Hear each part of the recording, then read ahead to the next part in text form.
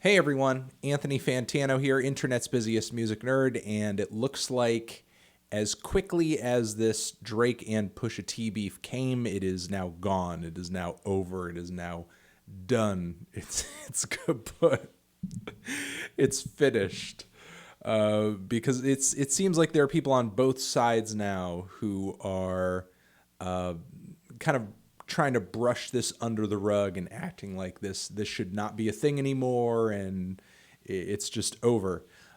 Maybe there's like a slight chance that Drake will lyrically respond in the next week, but I don't think it's going to happen. I think if Drake was going to respond, it probably would have happened Friday, and all we got Friday was the new Kanye album.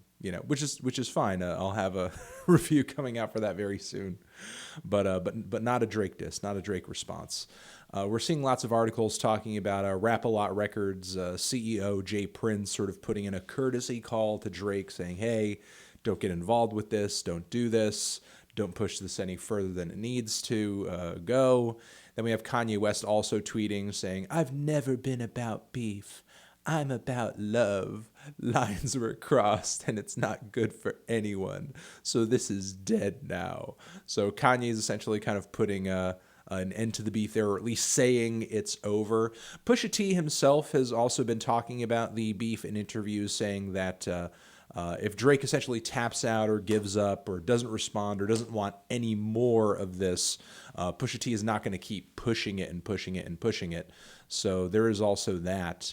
I think Pusha T, while he probably has more ready for Drake if there was some kind of response, I think he only wants to push this so far either. I don't know if he wants to go as overboard with it as he could potentially go. Not to say that he hasn't crossed a couple of lines already with the response track that he did in and of itself, but and also Drake responded in a way to the track, but not in song, not in a diss, not lyrically. He released a bit of an Instagram story statement talking about the photo that Pusha T used as the front cover of the album art, or rather single art, for the track The Story of Adidon, his diss track toward Drake. And if you're responding to a diss, if you're responding to something like that in like a very PR fashion like this, chances are you're not going to come back in song. This is not very hip hop. To say the least. To say the least, it's not very hip hop, to say the least. And hey, you know what? I'm not saying this is a bad or a wrong move for Drake. At the end of the day, while I think it was easy for Pusha T to kind of take that picture and sort of pull it out of context and really get people scratching their heads over it. And I think there was honestly reason to question that picture. But still, I think Drake was well within his right to kind of make the artistic statement that he obviously was with that photo. Did it land? Did it go over well? Did it translate well? That's kind of the other question there, with the ease at which Pusha T was able to kind of take that photo, slap it on a front cover, and make it an embarrassing moment for Drake. I think it could be argued that it wasn't, but you can catch his response right here on the side of the screen. I've been holding that up here. You can pause that if you want to see the whole thing. And this photo and the information that Pusha T laced into his response to Drake also kind of shook up and scattered the Drake camp a bit, because then there was this question of, who's the snitch? How did this information get out about my son, about the Adidas thing, about all this other information?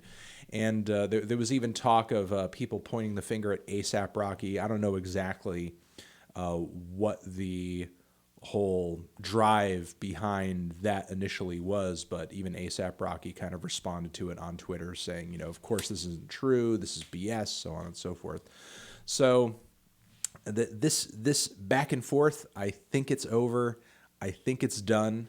Pusha T obviously obliterated uh, Drake not only lyrically, but I think took advantage of the fact that he comes from a time and from a culture where, look, if you put somebody's girl in your mouth, like that's it, it's over. Like you've kind of opened up the floodgates to anything and everything.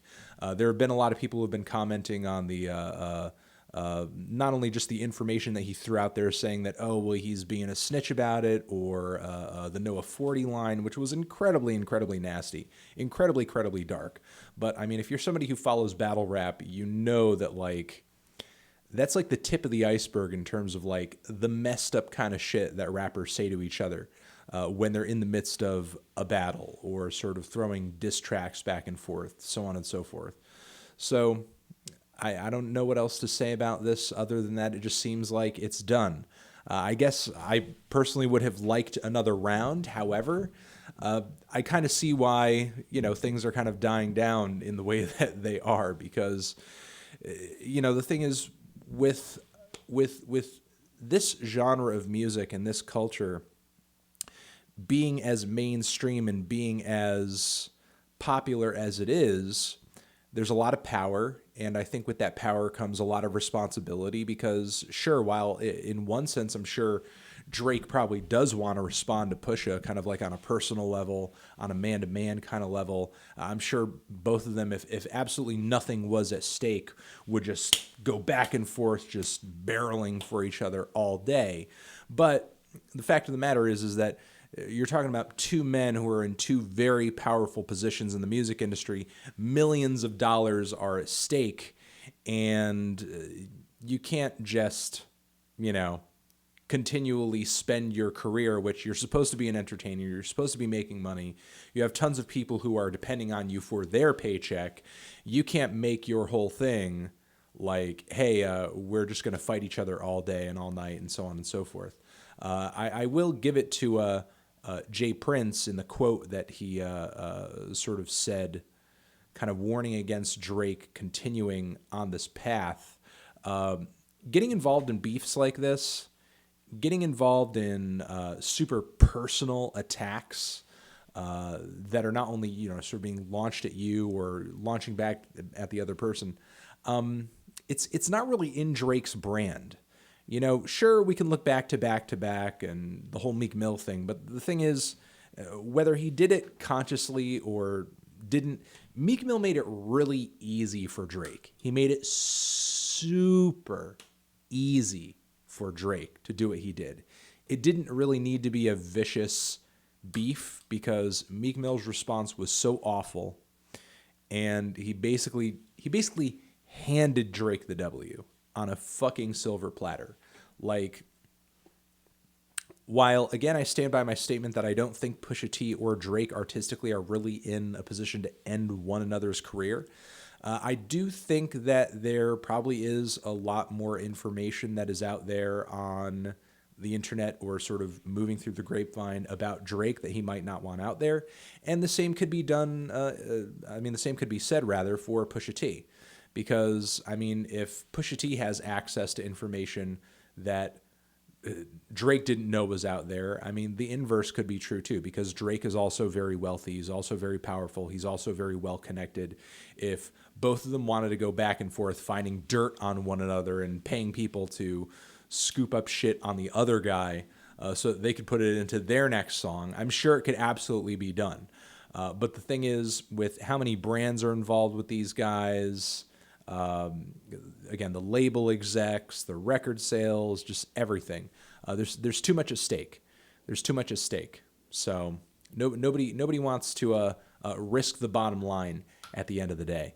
And unfortunately, that probably makes rap beef a lot less fun than it could be, a lot less active than it could be. But I don't know. Maybe these artists sticking around and I guess continually giving us good music is more important. So I'll leave it at that.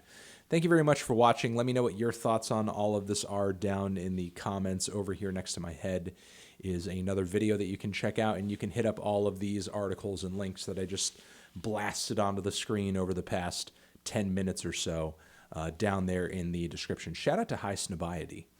them and NME. All right, you guys are the best. Anthony Fantano, forever.